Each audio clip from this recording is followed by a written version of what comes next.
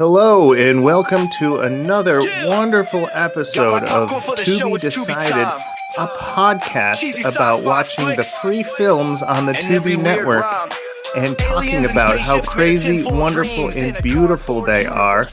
I am your host, Mike, with my other hosts. Are you guys there? We are here. Hello. And maybe ready. Possibly ready. I am here. We nailed it.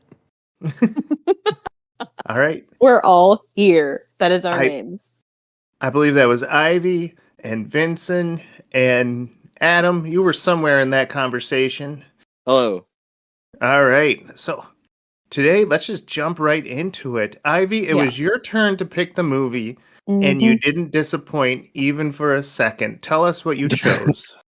Well, first of all, last time on the Leviathan episode, I teased this fantastic alien-type movie that had a crazy twist. It was absolutely insane. And that one is not on Tubi anymore. So I couldn't pick that one. So apologies for anyone who got really happy and excited for that. But I'm not saying what it is still, because I want to keep it as like my secret weapon in case it never pops back up. Get excited. Yeah. I'm going to tease it for like the rest of time until Tubi puts it back on their app. So I had to pick something else. And so I scrolled through Tubi for a little bit. And I didn't feel like picking something because there's a lot of stuff on there that's just, purposefully kind of like really bad and cheesy. And that's not really what this show is for. And so I was like, this movie's been in my watch list for like 2 years. And I was like, here's the perfect time to watch it. It is American Gothic from 1988. Not any other version. That one. There is like 500 other American Gothic movies. Yeah. Unrelated. Yeah. Yeah. This might have been the only one that was on Tubi, though. Yeah. Yeah, I think so. So this was on your list. So you might have actually watched this for pleasure and not for work. Yeah. Oh, that's amazing. If you can call it pleasure. So who is in this movie? Because I think it's I didn't recognize anyone until I read the IMDb, but now it's like it's star-studded. Right, we got Yvonne DiCarlo, who is in a lot of stuff, but she's probably most known for being Lily Munster on The Munsters. She was also in the Ten Commandments movie as Zipporah. She's just in the most random stuff from like the 60s. And there's a bunch of other people in it with really familiar names and faces. And when I looked them up, I didn't know anything they were in. So there's Rod Steiger, which I swear I've heard that name. He's in a bunch of stuff, but nothing I have probably the most famous person. Yeah. No, there's somebody else that I looked at who's in like Indiana Jones movies and like Star Wars. Like it's the most random people who have, I guess, just like random roles in a bunch of like 70s and 80s movies. Well, you got Caroline Barclay, who was nominated, her last film that she did was a bunch of shorts in 2018. The last one being Name That Escapes Me. Fiona Hutchinson, who plays Lynn, she was nominated for a few daytime soap opera awards. So, I mean, this is pretty kind prestigious. Yeah. And so I also learned that Stephen Shellen, the guy who's going to play Paul in this movie, he was supposed to be the hero. But before he went into the filming, he got into this nasty bar brawl and it like ruined his face and they couldn't fix it in makeup. So they switched the script for Sarah Torgov as Cynthia. Interesting. I actually really liked the fact that they did that. Right. I feel like that's the only way it really like worked best. I did not know that. So let me get this straight. A movie was written they cast the movie, the lead actor got messed up prior to filming, and instead of recasting, they rewrote the central plot of the film for another member of the cast. Right. Also, I mean, I don't. Some of the side characters, like the friends, kind of like ran together for me, but I don't recall any of them being like, "Oh my gosh!" Like their face is disfigured. Like I feel like you looked fine. Like I think it's a blink and you'll miss him, which is sad because the original script had him as like the hero. right, And even motion. his dead body is played by a different guy, Steve Oatway. Where are you finding this information? IMDb is Oh my beautiful and gosh. free. I used to be so active on there, and I never get on there anymore. It's shameful. Yeah. Those deep dives are a deep rabbit hole, man. Yeah. Well, in proper fashion, American Gothic has an IMDb score of 5.8. Hmm. So not the worst we've ever seen. It's definitely not Avengers Grimm, but it's definitely not up to Cash Storm. Yeah. So somewhere right in the middle. And this was written and partially, it was directed by John Ho, partially written by John Ho. He did the rewrites when the guy's face came all mangled.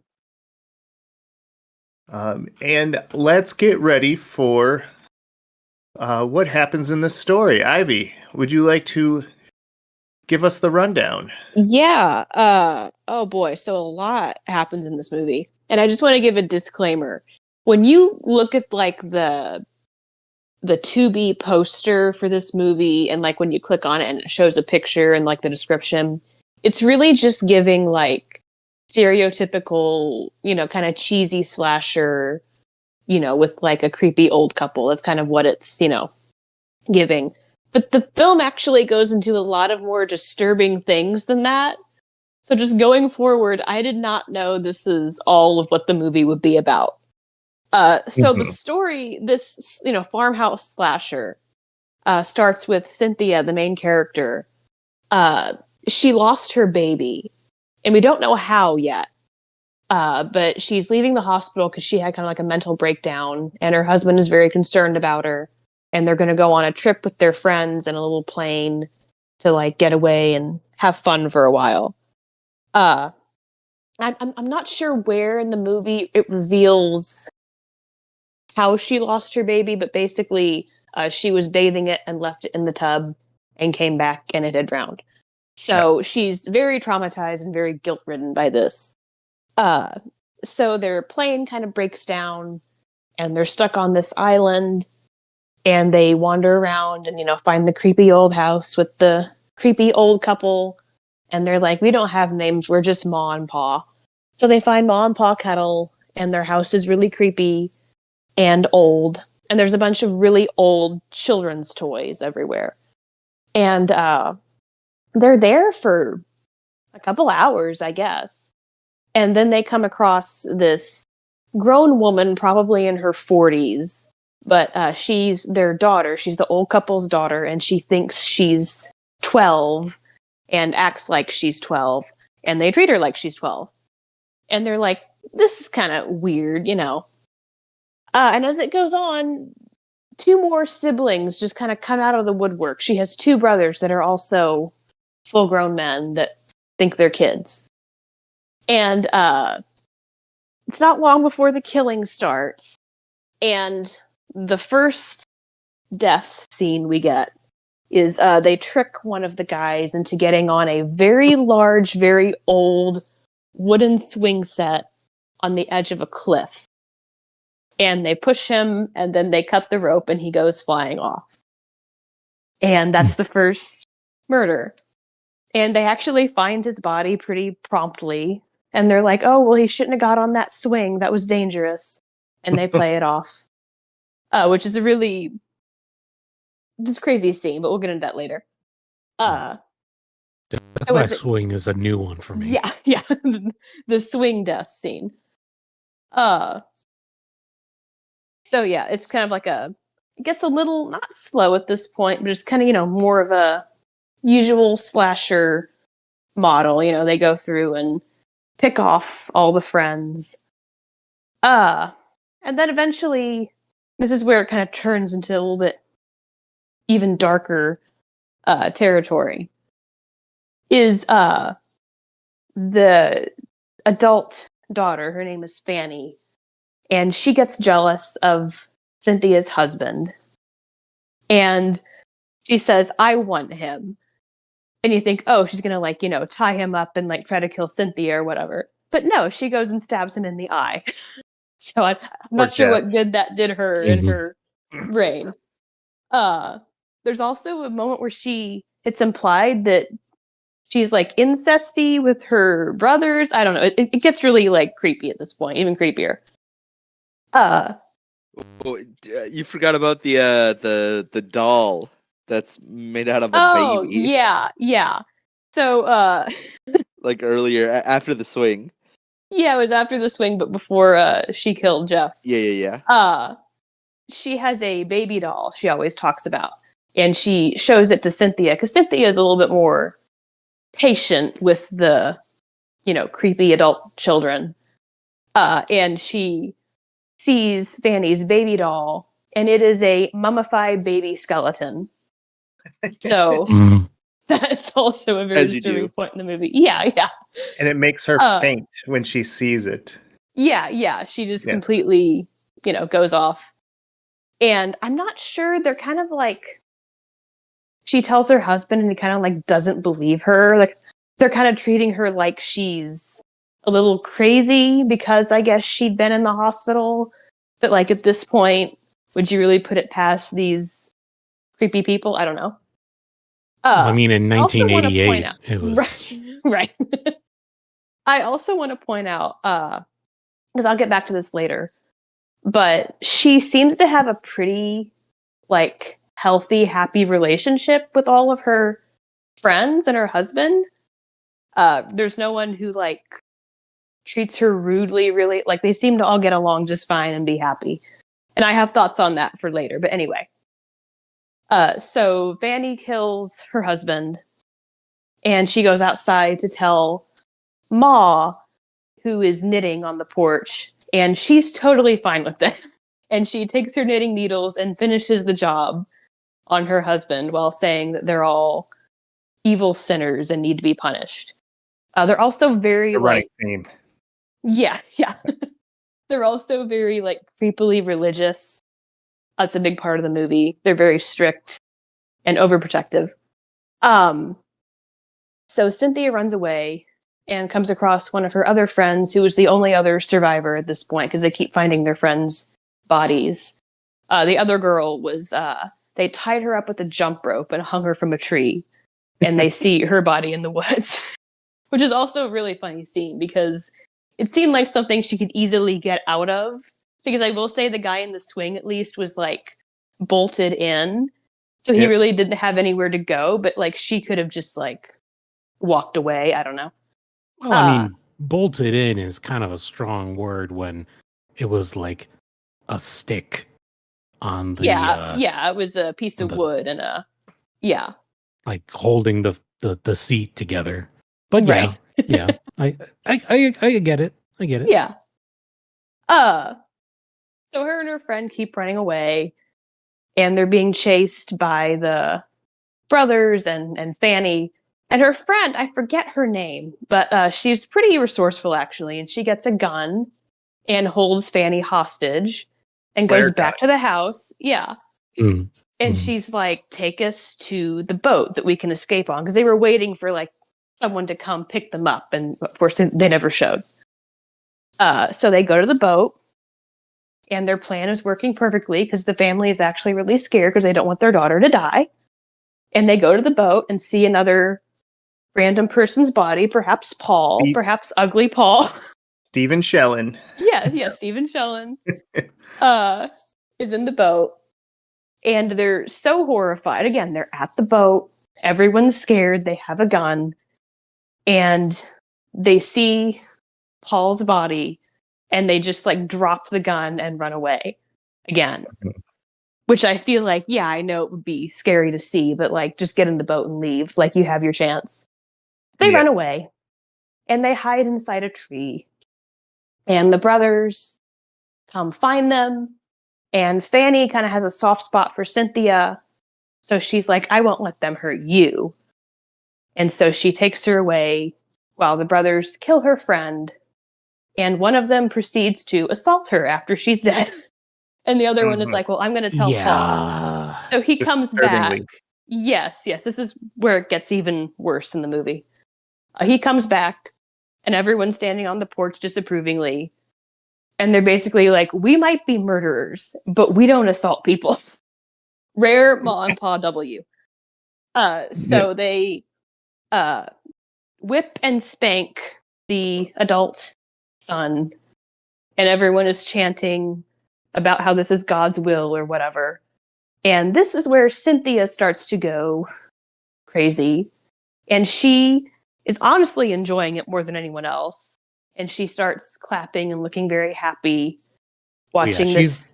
She's off the res. Yeah, she's foaming at the mouth. Yeah, she loves it. And the next scene, they have taken her into their family. And she has also like age regressed. And they give her a little frilly, little girl dress. And they're like, you're our daughter now. And I feel like this is where most movies would just go ahead and end.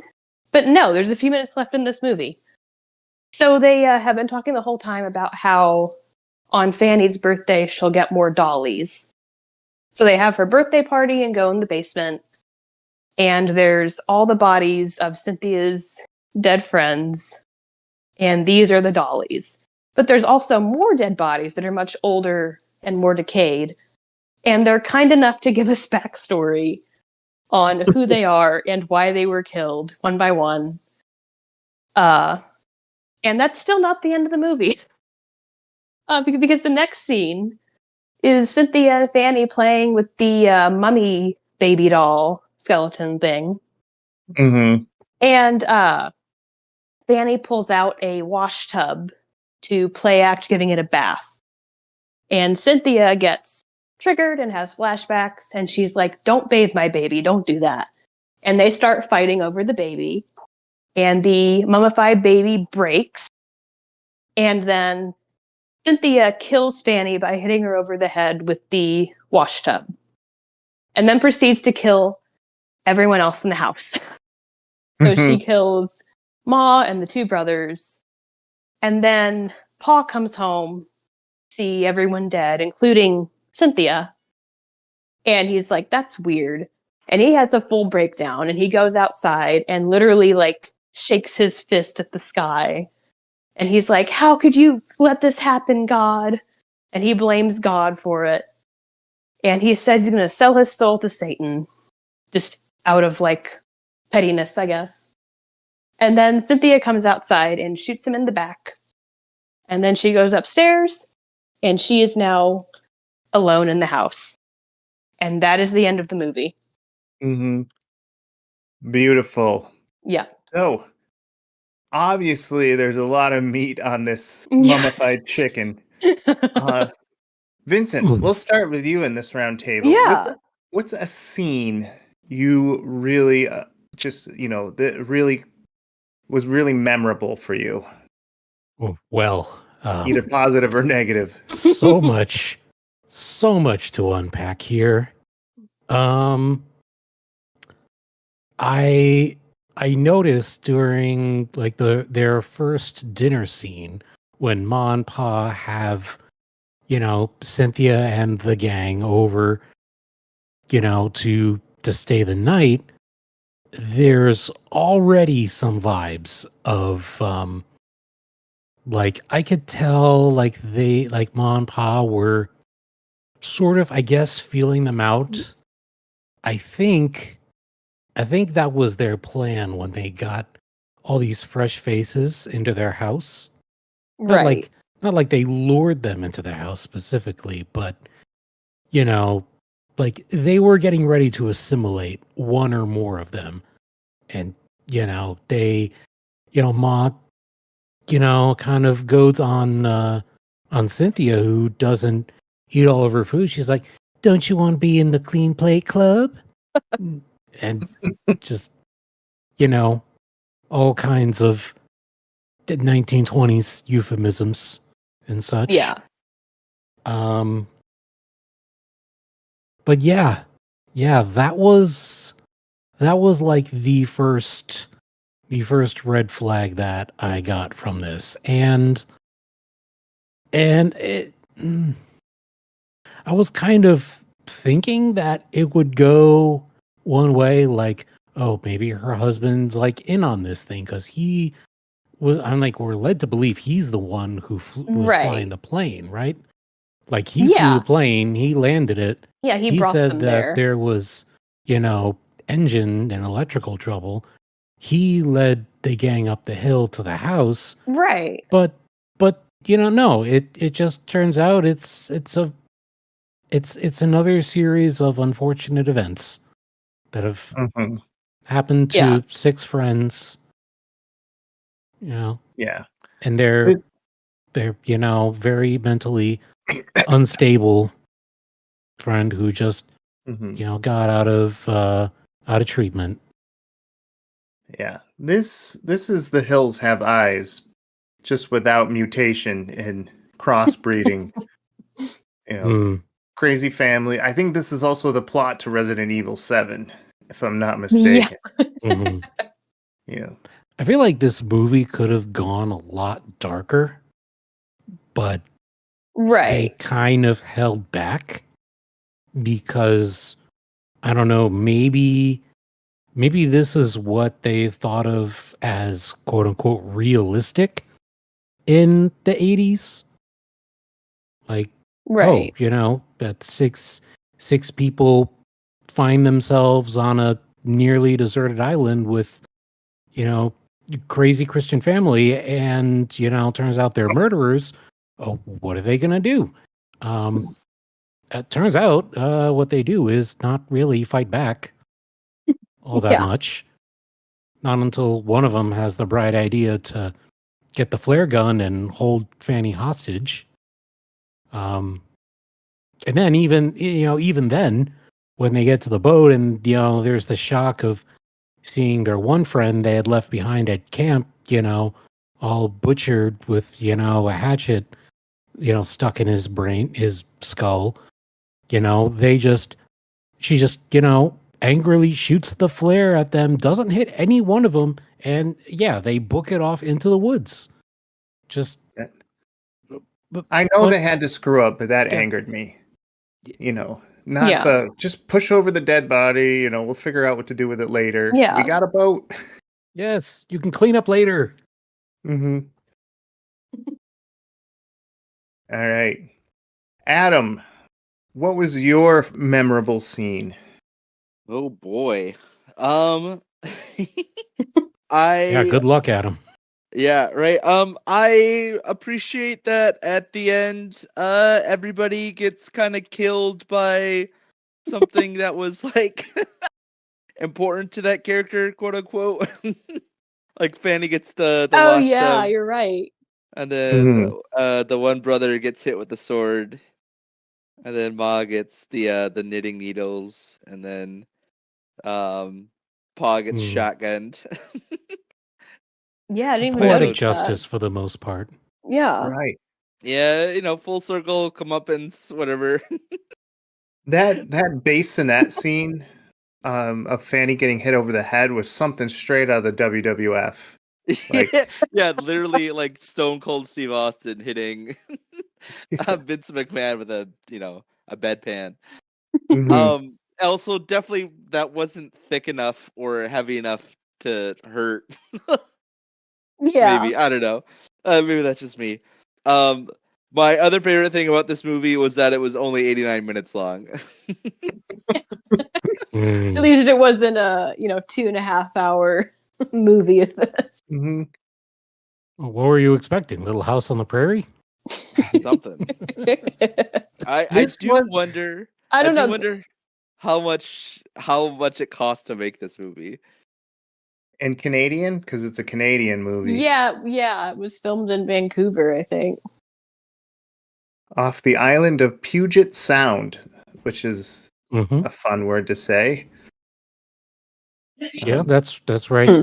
That's like right there up, North Washington State, Canada. Yeah. Yeah. So this is someone needs to get their comeuppance movie, like Last House on the Left. Those movies where the bad guys are winning for like 90%, and then at the last minute Yeah. the victim gets to be the winner. And I'm kind of glad it happened in the crazy way. I'm glad that the Cynthia, she goes completely Rosemary's Baby. Oh, so you're down for the genocide route. I mean, Like I'm glad it when was you, her. I see when you play Undertale, that's what you do. Yes. Oh, absolutely. Oh, yes. Like, but everyone else like died such dumb, like Lame. lame deaths. Like the swing thing. Yeah. It's like you idiot. You said you want to get in the swing with these degenerate kid Yeah. adults. Yeah, that's on I you. was I was watching them and like was Rob his name? Yeah, Rob. Yeah. Something like that, yeah. And I was like, well, bye, Rob. Also, was it just me, or did every time someone get murdered, it was like in slow motion? like, Yeah, it was really drawn out too. like, like the person getting murdered made eye contact with the person that was Yeah. like going Mhm. to kill them, and then they slowly got stabbed or whatever. Like it was Right. very, I don't know.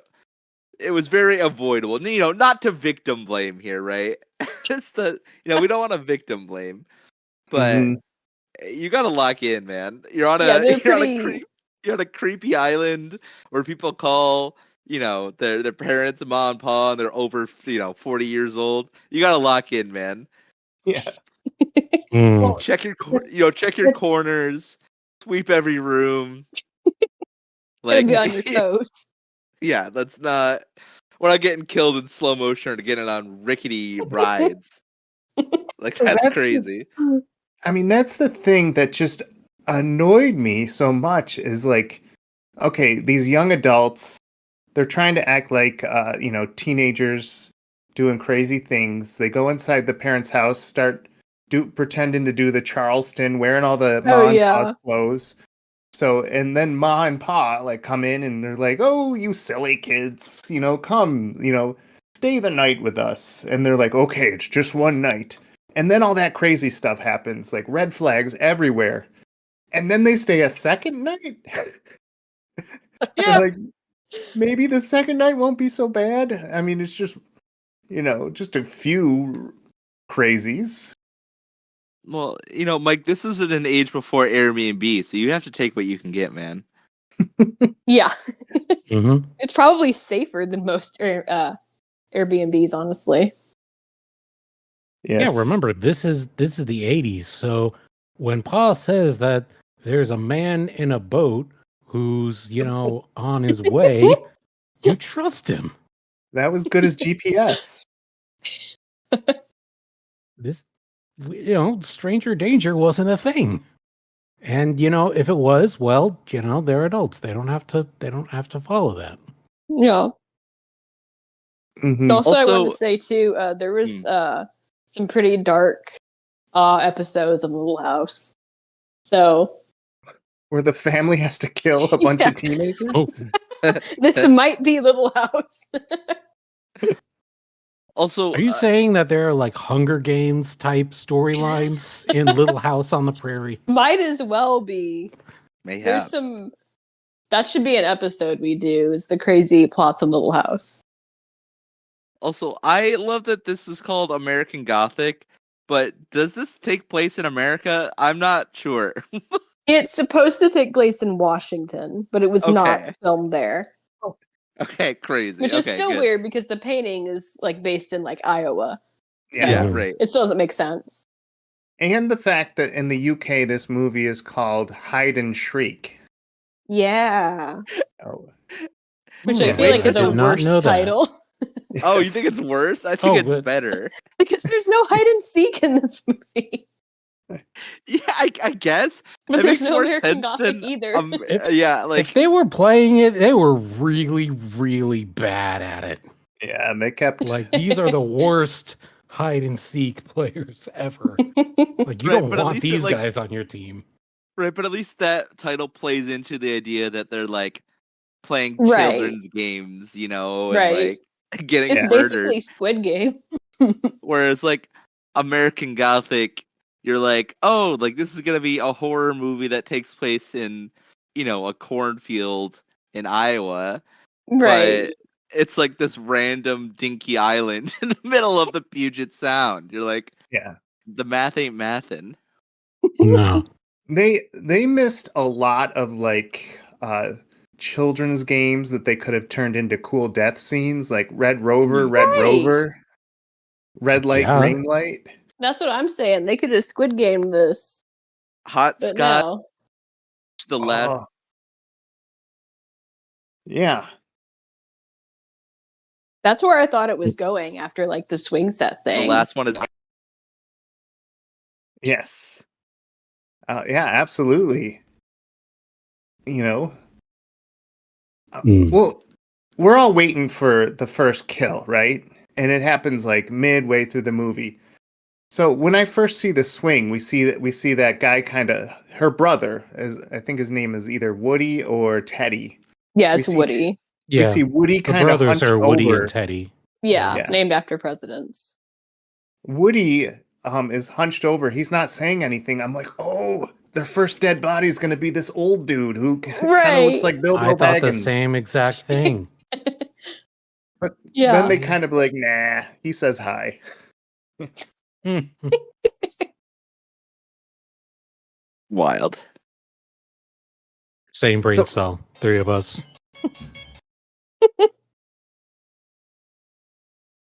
Now, do you think that this movie would thrive on an origin story? Sort of how like Annabelle got an origin story and The Conjuring did, and any horror movie where we find out how those family met each other and what they did before. I personally didn't really wonder about that. Just me. I just accepted that they were what they were. I do think it could benefit, if one wanted to put the, time and money into it for some reason, a possible remake or reimagining. Because I was gonna say one of the things that I felt was lacking about it was the fact that Cynthia did have like a good friendship with the rest of her friends, and so her just deciding to like, become one of this vengeful murderous family didn't really hit as hard as say maybe a situation where she felt like, her husband didn't love her or her friends didn't take her seriously or didn't like her. And so she was like, oh, well, screw you guys, Yeah. It was a little bit like, oh, why'd she do that, Well, I mean, if I could maybe play a little armchair psychologist here. Yeah. Cynthia went through a significant trauma. Oh, yeah, for sure. Losing her child, and with it being her fault, there's there again, like you said, there's a lot of guilt, a lot of sadness and rumination on it. Like she was having flashbacks of it, and again, mid 80s, mental health isn't really something that was kind of on the cusp of attention back Right. then. Like it wasn't something that it was like, oh, like it's just regular medicine. You're sick, you take a pill, you stay in a hospital, you're cured, bada bing, bada boom. There Right. you go. And but not having any kind of validation trauma definitely, I think, set up Cynthia to have this because Right. the age regression is a coping mechanism. Right. Oh, Yes. yeah. Yes. And with trauma victims, they do tend to regress into a time when, things felt safer and Right. more secure. You're not an adult. You don't have They to, hadn't experienced the trauma. you don't have to, you know, fend for yourself when you've got mom and dad, Right. and that's the lens in which I was Right. seeing Cynthia's character. No, I Right. definitely think that was like a good theme for it with her, going through what she'd been through and then like the age regression. I thought that was definitely interesting. That was- I yeah. will say at this point, I didn't dislike this movie. I actually liked this movie. So for what it is, I thought it was, it was not a boring movie by any means. I think the Rosemary's Baby ending redeemed it. It saved it from being Yes. just a dorky teen slasher. Right. Yes. A bad one at that. Right. Yeah. Well, I mean, as well as being catatonic and surrounded by dead bodies, Right. can Yeah. be. Yeah, I thought the darker themes in it actually served it well Mhm. because it made it a little deeper than Mhm. just being a slasher. I feel like the original script that they were going with, where the was supposed to be the husband, Yeah, Stephen was- Shellen. or no, the guy who Yeah, left Yeah. who stayed behind the the random camp. guy. Well, that makes a lot of sense in hindsight. Yeah, that would have seemed like too much like the Hollywood movie ending. And Right. so, given the challenge, they they took it as an opportunity to do a little rewrite and explore a different avenue. So I think that the writing is pretty good. It's quite good for what it is. Yeah, the ideas are definitely there. The acting, a little less so. No one screams when they see some dead body. They do like this I'm sick to my stomach and then they just run away. You notice Yeah, that? usually people Ralph when they see a dead body. Yeah. Were they Like- going for ultra like that's- realistic or could no one scream because they didn't know how? They weren't paid enough to scream. Yeah.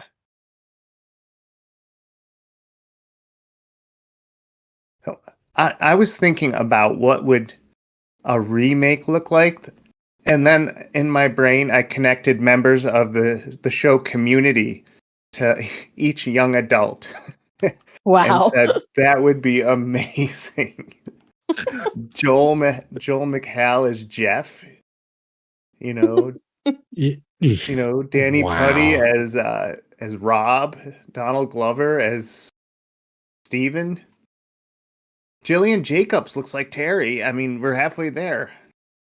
So this thing writes itself. If Well, we I did a mean, rewrite. there is an episode of Community that's pretty much this movie Mhm.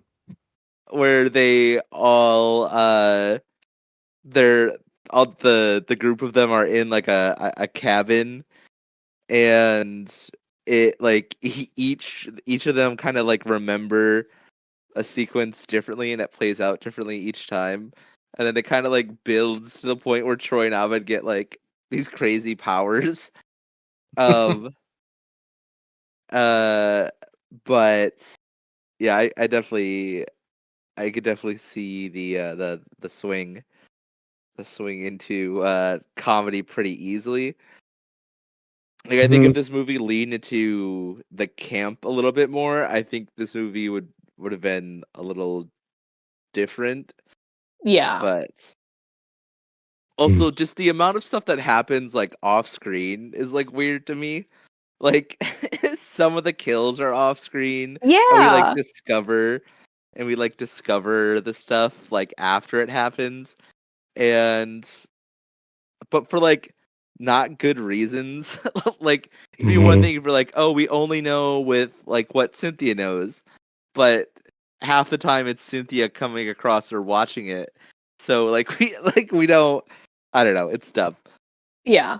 Mhm. Well, I mean, if Community were, the cast of Community were, remaking this movie, it definitely would not. There would be no off-screen kills. You would probably have, Troy and Abed getting murdered. Yes. And it was funny that you said that, they changed the story to fit Cynthia because, that Stephen Shellen guy looked too ugly from a bar fight. But, a part of me wonders, was he the one who's going to be inducted to the family? Was he going to wear the pink frilly dress? Maybe. That's a plot twist. Yes. Yes. We can only hope that was the original intention. Right.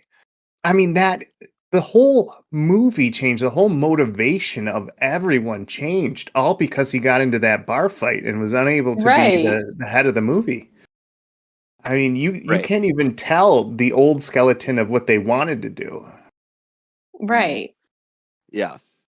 Also, like for 95% of this movie, it's a pretty pedestrian, run of the mill horror slasher film. And then just out of left field, they just throw necrophilia, and then you're like, why? What? Yeah. This just seems such a left turn out of nowhere. Yeah. You know It what was I a mean? different Like, time, Adam. It was Yeah. a different time. That's a really big trend though, with a lot of like random, like, normal looking 80s horror movies. I'll turn on, it'll be like, oh, this is just like a slasher or whatever. And then at like the halfway mark or like the 2/3 through mark, it goes into like something really weird and dark, and it's like, oh, okay, now I gotta lock in. This is getting serious. Like they did that a lot. Yeah. In Yeah. hindsight, I feel like maybe the filmmakers were kind of trying to tap into like the Stephen King aesthetic. Like I don't know Right. if Misery came out before this. I think it Kind of was feel like it. after. Well, I don't know the book. I don't know. Yeah, well, at any rate, his movies were being adapted Yeah. for. I mean, his books were being adapted for the screen. Sorry, I got my sellout media mixed up. So yeah, I mean, that's kind of where my head was at. I'm like, this is what is this, Pacific Northwest Deliverance or Right. With a hint of Dallin Tucker versus evil. Yeah, I feel like they wanted to make a horror movie, but they wanted it to stand out in some way. And so they tried to throw some of these things in here to kind of like make it different from, a random like teenager slasher. Yeah.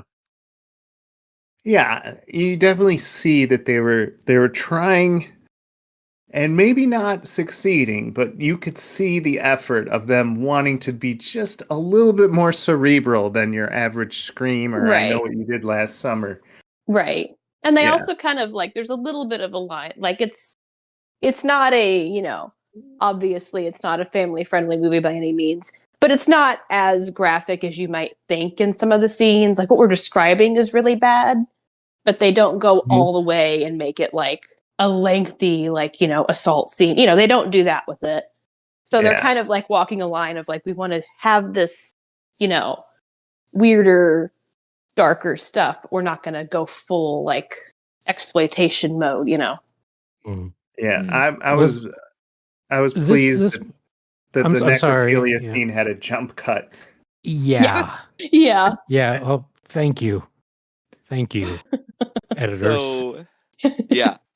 So before we land this thing, could I maybe read maybe my favorite review that I've seen from that I saw Yes. on IMDb? Go Please. for it. Please. Man, I gotta tell you, this is probably my favorite review This is from, if you're listening, Veilstone 52 from May 25th, 2024. Oh wow. This is they gave it a 2 out of 10 star rating. How? And the title is Got What You Deserved. It's an okay movie. The problem is, if you go looking for help and you knock 4 or 5 times, you keep walking. You don't just go inside someone's house, snoop around and mess with their stuff, then try to get an attitude when they tell you their rules, being rude, making fun of them and their ways. Common sense tells you that people in the backwoods probably have something wrong with them. So as I said, they deserved what happened. Same goes for running in high heels, breathing loud enough for the killer to hear you, and never going for a vital organ. If you have a weapon, then standing there to see if they're really dead. Stupid. SMH. And 2 people found that review helpful. I found it helpful. I feel like the tone you were reading it in was exactly the tone they meant it in. Yeah, Mhm. yeah. Wow. Beautiful. But yeah, I feel like that's also just like the perfect summary of that movie. Right? Like if you're gonna stay in someone's creepy house, you know, you mind your P's and Q's. Right. Mm. You don't put on their clothes and do the Charleston in their living room. Exactly. Yeah. So, Ivy, what is in this movie that you would want all of cinema to take away? What's your Citizen Kane moment? Well, I guess if I had to make a speech about it, it would go something like this. Cue the music. Yeah. In 1930, Grant Wood created the famous painting American Gothic, featuring an Iowa farmer and his daughter against the backdrop of the Dibble House. The art is an iconic depiction of early 20th century farm life. But what does this have to do with the 1988 horror film of the same name? Outside of the poster, not a lot. Not filmed in Iowa or even the US, the movie simply uses the title to draw attention, although I don't think it has a hard job drawing you in regardless. Based on the poster and basic description, you might be expecting a simple farmhouse slasher, teens being picked off one by one by a creepy elderly couple. But you may get more than you bargained for, as you witness the film's depictions of infant death, PTSD, guilt, implied incest, assault, and religious trauma. While it could be easy to brush it off as schlock, it's handled in a bit less graphic tone than other films of a more exploitative nature, perhaps hinting at a deeper meaning. Perhaps the themes of overprotected, infantilized adult children raised to fear their parents, leading to a cycle of disturbing behaviors, is something easily applied to the real world. Perhaps the ending of the father, left all alone in the aftermath of the abuse he created, choosing to blame the God whose words he twisted to validate his own actions, then being destroyed himself as a result, is an allegory for how the patriarchy so deeply etched in our society eventually destroys everyone, even those who began with. Or perhaps it's just a piece of random media, thoughtless in its initial existence, but not without the merit of creativity. For all art, no matter what, can have meaning, and in the end, it could be that this is what the film has in common with its namesake. Art, no matter the intention, that has the honor of being studied and debated, for what is humanity without art to ponder? Stage clap. Yes. And Yes. wonderful. Yes, once again, you've turned a movie with a 5-digit budget and you made us wonder about its entire philosophy. All right, you're no slouch, Ivy. I All right. try. We're going to go around the room and who wins what? What if you could give an award for anyone in this movie, be it actor, be it writer, be it the guy who serves macaroni and cheese to the staff, who wins in this movie? Vincent, we'll go with you first. Oh, you're making me hungry. I Right? haven't had dinner yet. I want some mac and cheese now. I would give the W to the writers and editors because this is definitely a case of a movie that, you know, while it's come on, this is no Oscar nominee, but they made the best choices that they could in order to create a storyline that was, something that was worth enjoying. I feel like, the leading man, had gotten into that unfortunate bar fight, forcing the rewrite of the script. That's kind of it's kind of like, taking lemons and making lemonade out Right. of the situation. And I was gonna ask. So this was a nationally distributed movie, right? This wasn't like a made for TV. Yeah. It had a No. UK release and all that fun jazz. Yeah, because I feel like with a few editing tweaks, this could have been a made for TV film. Yeah. The beginning really gives that vibe. Yeah, The opening credits. 100%. 100%. So, yeah. My W goes to the writers and the editors who framed this tale into what it is. Whatever it is. All right. And Adam, who wins in this? Oh, Michael. There are so many people that were deserving. The gaffer, whoever was lighting this movie, this could have very easily been a movie that could have been just in the dark the entire time. But this movie was surprisingly well lit. They used I could always know? Yeah, see with at night. authentic candles and everything. yeah, and in comparison to the final season of Game of Thrones, which was not lit well, this movie was better. It was better lit than the Game of Thrones final season. So there's that. Well, take it. A win is a win. Also, small shout out to whoever the set designer that made that swing. There's no way that was OSHA compliant. Yeah. Nope. Oh, Canada. Oh, Canada. I'm gonna say John Howe in his miracle to turn whatever movie this was supposed to be into this PTSD like psychological thriller. That just sounds like the realm of miracles. Like that's the opposite of what Whedon did with Zack Snyder. Mm. Yeah. Yep. Lemons into So- lemonade.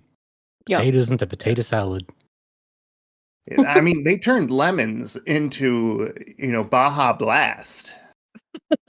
Hey, you take that back. Wait, the lemon part That is or a the high Baja claim Blast? there, Michael. All right, and Ivy, who wins in this? Before y'all even said anything, I already knew I was going to have to say the writers because knowing what I know now, again, that is really, really interesting that they just completely rewrote apparently what the plot was going to be and came out with that. That's really impressive. Mm-hmm. Yep, John Howe revised the entire script. Wow. Get him hired again in Hollywood, Yeah. please. Is he alive? Well, most of the better part of the cast is dead. It hasn't gotten past 2009. Well, yeah, Mike. They all die in this movie. Yeah. Right. They were real deaths. No one knows that, but Yeah. Yeah. So finally, is this to be the greatest, to be enjoyed, to be disposed, or to be forgotten? As in, you'll never remember you saw this, even if you had a reaction now. Mike, Ivy, we're going to start with you because we kind of know your answer already a little bit. yeah. I guess I gotta say a pretty solid to be enjoyed. But that's just me personally. If you don't like horror or any kind of weirdness in movies, definitely don't watch it. Because if you heard anything that we talked about, it is not a bright and happy movie. But if you like, you know, darker things and things that are a little more thought provoking in that way, it's definitely not a dumpster fire. Mm-hmm. Mm-hmm. Excellent. And I'm going to say the first 70 minutes is to be forgotten, but the last minutes is to be Yeah. enjoyed. I'm glad they went Rosemary's Baby on it. So, Adam, That's fair. what do you rate it? Mike, for me, I'm much in the same boat as you, but I don't think the last 15 minutes are enough to save it. I'm gonna go solid to be forgotten. Yeah, this is just too. It's just there's no hook. There's not even the cinematography. Like it's just I don't know. To be forgotten. It's too pedestrian, Yep. but And also that's with fine. random necrophilia. yeah. Yeah, all opinions are valid, Yeah. even wrong ones. Yeah. And Except if you're pro necrophilia, you're definitely wrong. You and love it. we want you to be wrong. And Vincent, we're dying to know. You've been in the shadows about how you feel about this movie, so tell us. Yeah. Well, it had a lot to overcome. Okay. The back half of the film was very rocky. There was a lot to sort of be, exposition. Things had to be set up in a certain way. Again, circumstances of the production, but I feel like they took what they had and they framed it in something that, maybe was not true to their initial vision, but they made something that would really strike a chord with the viewers. And I want to repeat, Ivy's take on the graphic descriptions of horror. Like, this is not just oh, gratuitous gore, blood, viscera, eyeballs shooting out, and like, it's not that kind of horror. This is like psychological horror. So Right.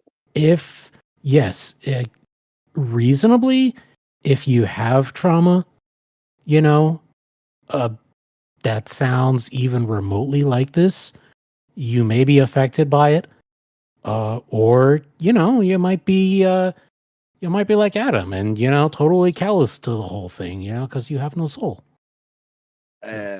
Yeah, maybe Wow. I don't think the writing came across. I I'm don't think kidding. Shots fired.